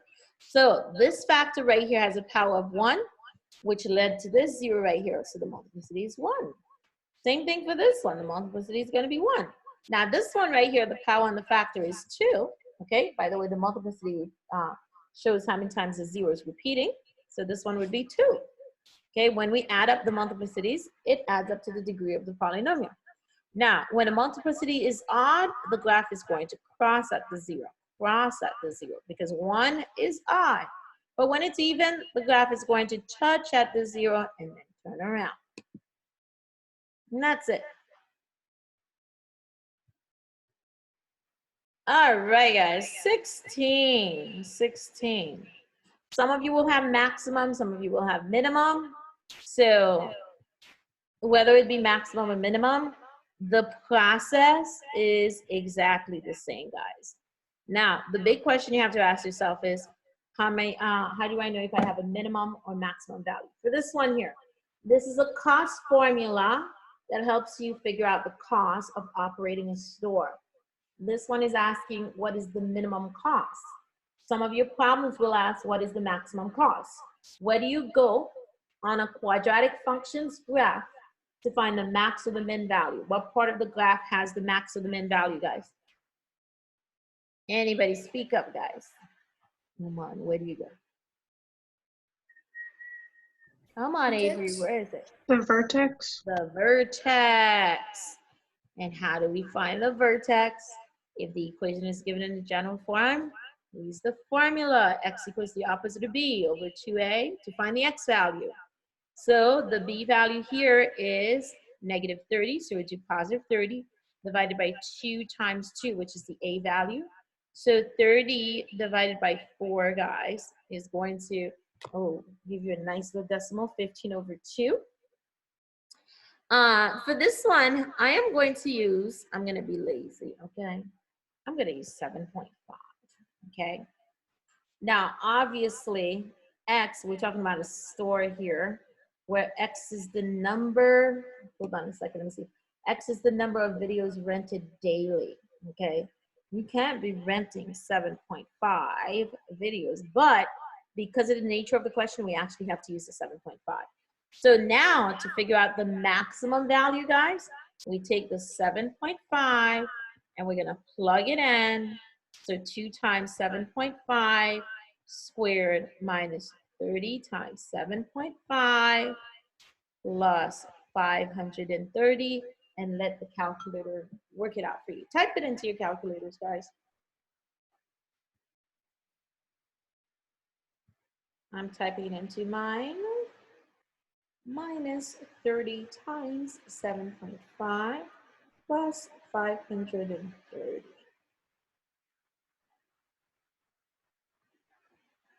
It's 417.5, but it's being rounded to the nearest dollar. So it's 418.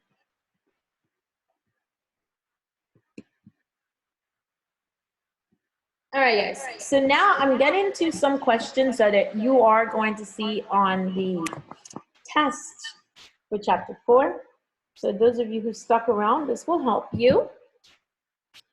17, it's f of x, ooh, Shazam, let me write the f of x, is equal to log base 3 of x minus 2. This one right here wants to find the domain. Now remember, the domain of the log is all x is greater than 0. So to find the domain of this log function, you take the argument x minus 2, set it greater than 0, and solve it.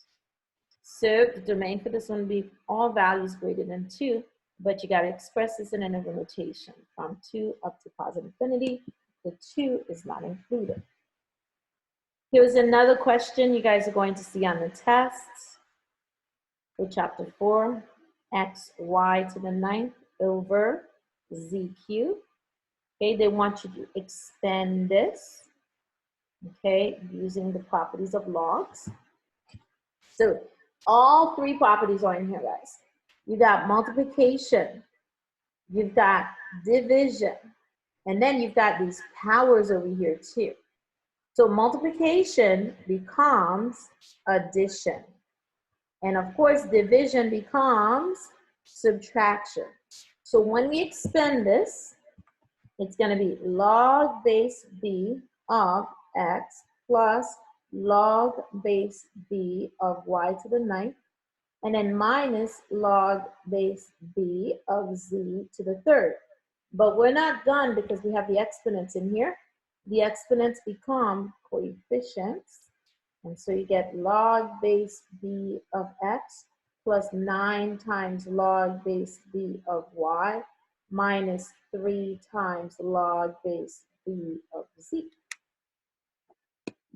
And yes, that's on the test, guys. Ooh, this next one is so easy, guys. It is a piece of cake. Okay. All you have to do is convert it to an exponential equation and solve. 19, it's log base 2 of x equals to 5. This is your base, that's the answer, that's the power, just convert it. So the answer is x, it's equal to the base, which is 2 raised to the power of 5. And then 2 to the 5th power on your calculator gives you 32. And that's it, guys. E to the x plus 3 equals to 7. Now, we just finished talking about these, so we should be able to go through it very quickly. Because the x is the exponent, we're going to take the natural log of both sides to solve for x. Obviously, this cancels out. You subtract 3 from both sides. So you get x equals to natural log 7, be careful, and then minus 3. And then you want to throw this into your calculator. Natural log 7 minus 3 is going to give you negative 1.05. All right, guys. That's on the test too. Here's another one that's also on the test. And it is log 2 plus x minus log x minus 4 is equal to log 3. Now, on the left side, we got a subtraction. Subtraction becomes division. So when we condense the left side, it becomes log of 2 plus x over x minus 4 is equal to log 3. Now, since we have the log base on both sides, we're going to use the one-to-one property of logs, okay? Where it says if you have the same log base on both sides, that means that the arguments are equivalent to each other. So if the log bases are equal, the arguments are equal to each other. Now, some of the questions on the test, Oliver, are multiple choice. I think the majority of it is multiple choice. And then there are some free response questions on there. Okay. So on this one, guys, quick proportion problem. Okay, so we're going to cross multiply it and solve it out. So this becomes 2 plus x is equal to 3x minus 12, and then you solve it out. So you get 2 equals to 2x minus 12, add 12 to both sides. So this gives you 14 equals to 2x. So it looks like x is 7. Now, the exam, guys, it's all multiple choice. All multiple choice. I'm almost done. On this one, number 22, we have a function, a equals to a sub 0 times e to negative 0.01386 times x. The question is this, okay? If 500 pounds of the material are placed in the vault, how much time will need to pass for only 287 pounds to remain? By the way, this formula right here, you know, I skipped around. It says, this formula models the amount in pounds of a particular radioactive material stored in a concrete vault, where X is the number of years since the material was put into the vault. So if they started out with an initial amount of 500 pounds of material, when will they have 287 pounds left? So the initial amount is 500. They want to know how long is it going to take for them to have 287 pounds left. So you're looking for time. And time, of course, is in the exponent, guys. In this case, the x is the time. I think they should have just used t. So I'm dividing both sides by 500. Guys, listen, don't put this on a calculator because it's not going to be, let me see, is it going to be an exact value? Yeah, it might be. If it's an exact value, great. If it's not, I would not put this on a calculator. That, I mean, I would not simplify it, but this one turns out to be an exact value, guys. 0.574. So be careful. You can type all of this into the calculator so you don't have to really simplify it. Don't round until the final answer, okay? Now, here's the catch. You've got to take the natural log of both sides. Take the natural log of both sides. And when you take that natural log of both sides, that exponent is going to become the coefficient of the log.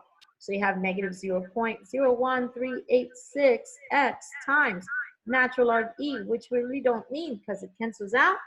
And so now you're going to grab your calculator and do your division, people. Negative 0.01386. Plug it into your calculator. So natural log of 0.574, close the parentheses, divided by negative 0.01386, and you get 40. So it's going to take about 40 years to have 287 pounds left. We did this one already. Okay. All right, just a couple more, guys. So find the inverse of this one. F of x is equal to 7x. This is the same thing as y equals to 7x. When we're finding the inverse, we got to swap x and y, guys. You got to swap them. So x is equal to 7y. And then solve for y. So you divide both sides by 7. So y will equal to x over 7. This is the inverse of f of x over 7. That was easy.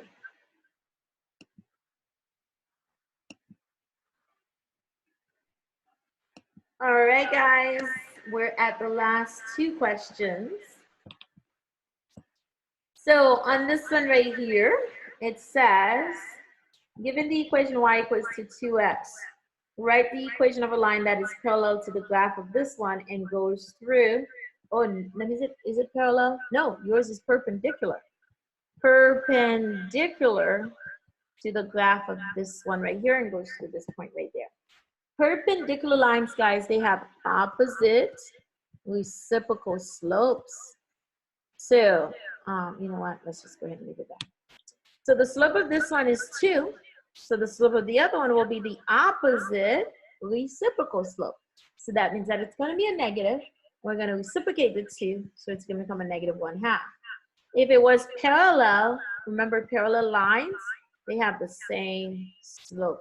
So guys, this is an easy one, okay? You go to the point slope form. Not necessarily, you don't have to use the point slope form, but this is one way to get to the answer. You could just go straight into slope-intercept form, okay? We're gonna plug in 3 for y1, negative 1/2 for x1.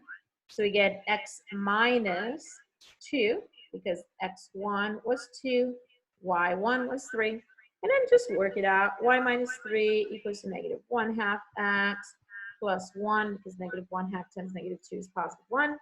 Add 3 to both sides. And guys, here's the equation. And this was problem number 25. And then the last one I'm doing is number 27, because we already did number 26. So number 27, here it is. It's a max-min value. They give you this equation. F of x, it's a function actually, equals to negative x squared minus 2x minus 8. You have to decide, do I have a max or do I have a min value? How do we know? We look at the leading coefficient. If the leading coefficient is negative, you have a max. If it's positive, you have a min. In this case, the leading coefficient is negative, so you have a max. Where do you go to find the max value? At the vertex. So guys, we use the formula. X equals the opposite of b over 2 times a to find the x value of the vertex, and then use that to find the y value of the vertex. So the b value here is negative 2. The a value is negative 1. So we're going to have the opposite of b, which becomes a positive 2, over 2 times a, which is negative 1. So this will simplify to negative 1. Now, we're going to take that negative 1 and plug it back into the function to find the corresponding y value. So we work this out. We get negative 1 plus 2 minus 8. So that's going to give you a negative 7. So we have a maximum value at the vertex, which is negative 1, comma, negative 7. Guys, that is it. That was the review. I am done. The chapter 4 test has, oh, Caleb, how long have you been waiting there? Okay, I didn't see that. Okay. The chapter 4 test has 25 questions. Some of them are multiple choice, some of them are for response. And then the final exam has a total of 30 multiple choice questions, okay? And that is being administered this Thursday. And you guys will have until Friday to do any makeup work to improve your grade if you don't like the way your grade looks, all right? At the end of